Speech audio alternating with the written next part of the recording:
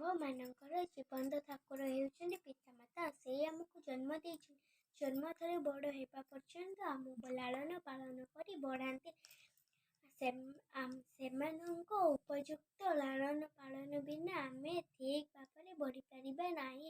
ଆମମାନଙ୍କ ପ୍ରକୃତରେ ଯେଉଁମାନଙ୍କର ଅନ୍ତର କୁହାଯାଏ ସେମାନେ ଆଉ କେହି ନୁହନ୍ତି। ସେମାନେ ହେଉଛନ୍ତି ଆମର ପିତାମାତା। ଆମମାନଙ୍କର ପିତାମାତା ଆମକୁ ଛୋଟରୁ ବଡ଼ କରନ୍ତି। ସେତିକିରେ ତାଙ୍କର କାମ ଶେଷ ହୁଏ ନାହିଁ।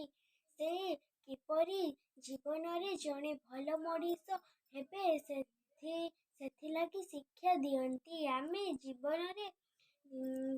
ଜୀବନରେ ମଙ୍ଗଳ ନିମିତ୍ତ ଦେବାଦେବୀଙ୍କ ନିକଟରେ କାମ କରନ୍ତି। ସେମାନେ ଆମର ଦେହ ଅସୁସ୍ଥ ହେଲେ ପିତାମାତା ଖାଇବା ବୋଲି ଆମର ସେବା କରନ୍ତି। ଆମର ଦେହ ବା ଅସୁସ୍ଥ ନ ହେବା ପାଇଁ ସବୁବେଳେ ନଜର ଦିଅନ୍ତି। ଆମର ସକଳ ଉନ୍ନତି ଉତ୍ସ ହେଉଛନ୍ତି ପିତାମାତା।